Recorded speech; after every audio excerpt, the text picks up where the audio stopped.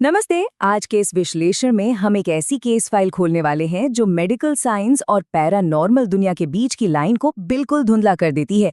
अयोध्या से महज 70 किलोमीटर दूर घने जंगल की ये घटना इतनी हैरान करने वाली है कि आप सोचने पर मजबूर हो जाएंगे कि हम अपने आसपास की दुनिया को वाकई कितना समझते हैं। तो चलिए बिना किसी देरी के सीधे इस रहस्य में उतरते हैं। अब जरा एक बहुत ही अजीबोगरीब स्थिति के बारे में सोचकर देखिए। क्या ये मुमकिन है कि कोई इंसान बिना एक भी बूंद शराब पिए सुबह उठे और उसे भयंकर नशा हो, एकदम नशे में धुत? सुनने में किसी साइंस फिक्शन या थ्रिलर फिल्म की कहानी लगती है ना, लेकिन हमारे आज के इस विश्लेषण के जो मुख्य लोग हैं, पेशेवर फोटोग्राफर रूपेश और उनके दोस्त विवेक, उनके लिए ये एक बेहद खौफनाक और जानलेवा हकीकत बन गई थी।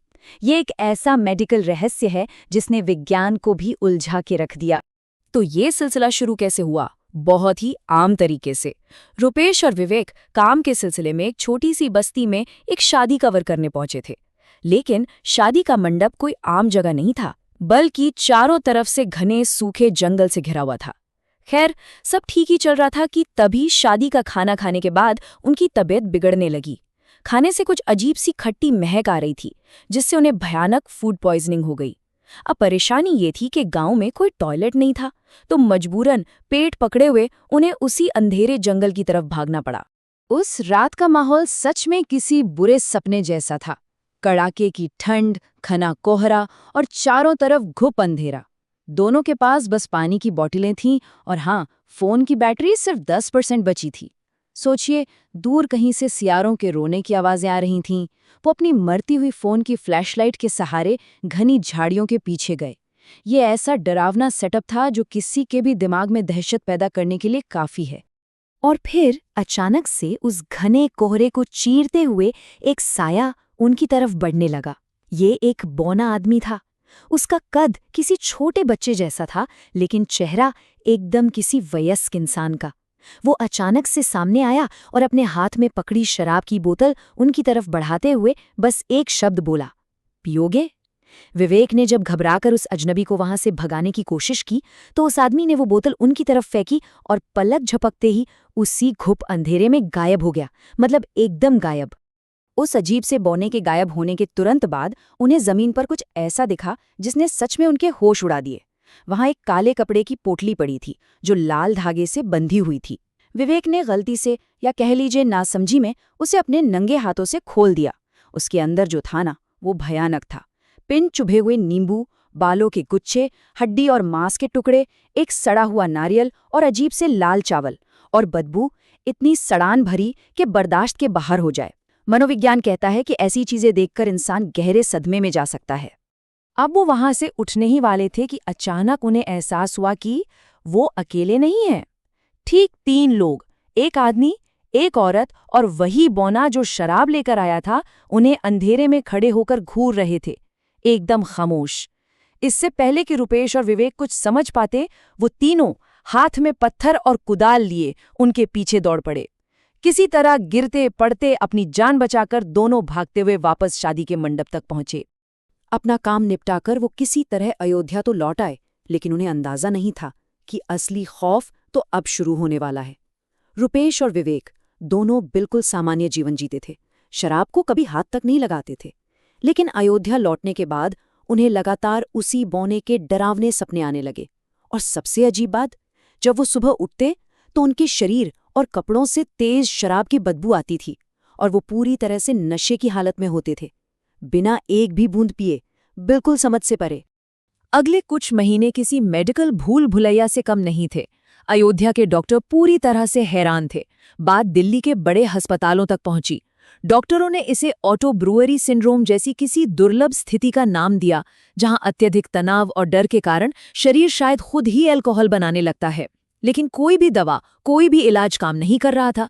हालत इतनी बिगड़ गई कि उनके लिवर फेल होने की कगार पर आ गए। जब मेडिकल साइंस ने हाथ खड़े कर दिए और सारी दवाइयां बेअसर हो गईं, तो रुपेश को समझ आ गया कि इसका जवाब किसी अस्पताल में नहीं मिलेगा। उन्होंने तय किया कि उन्हें वापस उसी गांव जाना होगा। अपनी बिगड़ती हालत के बावजूद वो विवेक को लेकर वापस उसी वीरान गांव पहुंचे, ताकि वहां के सरपंच या मुखिया से उस रात के बारे में कुछ पता लगाया जा सके। और जब उन्होंने वो पूरी आपबीती गांव के बूढ़े मुखिया को सुनाई तो मुखिया ने जो कहा वो रोंगटे खड़े कर देने वाला था। उसने बड़ी भारी आवाज में कहा, तुम मौत के मुंह से निकलकर बाहर आए हो। मुखिया के इन शब्दों ने एकदम साफ कर दिया कि जंगल में उस रात उन्होंने जो भी देखा था वो कोई मति भ्रम या मेडिकल साइड इफेक्ट नहीं था, वो कुछ बहुत ही खौफनाक और असल था। मुखिया से बात करने के बाद उस जगह का एक बहुत ही स्याह और डरावना इतिहास सामने आया। सालों पहले उस गांव में एक परिवार रहता था, एक आदमी, उसकी पत्नी और उनका बौना भाई। गरीबी के कारण उन्होंने सरपंच के पास अपनी जमीन गिरवी रखी थी। जब वो कर्ज नहीं चुका पाए तो सरपंच के आदमियों ने उन्हें बुरी तरह प्रताड़ित किया, टॉर्चर किया। उस भयानक दर्द और क्रूरता से बचने के लिए उन तीनों ने उसी जगह पर जाकर बेतहाशा शराब पी और खुद को आग लगा ली। एक बेहद ही दर्दनाक अंत। इस खौफनाक घटना के बाद से उस जगह को लेकर एक मान्यता बन गई कि उन तीनों की आत्माएं आज भी वहीं भटकती हैं। जो भी वहां से गुजरता है वो उसे शराब पेश करते हैं। अगर उस रात रुपेश या विवेक ने वो शराब ले ली होती तो उनकी जिंदगी वहीं खत्म हो जाती। उस लाल धागे वाली पोटली को छूने और उस जगह की ऊर्जा के संपर्क में आने की वजह से ही वो इस रहस्यमयी बीमारी का शिकार हुए थे। ये वाकया दिखाता है कि कैसे कुछ चीजें हमारे तर्क और विज्ञान से बहुत आगे की होती हैं। अब इस जानलेवा प्रभाव से बचने का उपाय 18 की संख्या में छिपा था। अयोध्या से एक विशेष बाबा को बुलाया गया। 11 पंडितों ने मिलकर उस जगह पर लगातार 18 घंटे तक एक विशाल अनुष्ठान किया। सोचिए, 18 घंटे! इस दौरान करीब 10 लाख बार महामृत्युंजय मंत्र का अखंड जाप किया गया। तब जाकर कहीं रुपेश और विवेक पर से ये खौफनाक साया हटा और उनकी जिंदगी धीरे धीरे नॉर्मल होने लगी।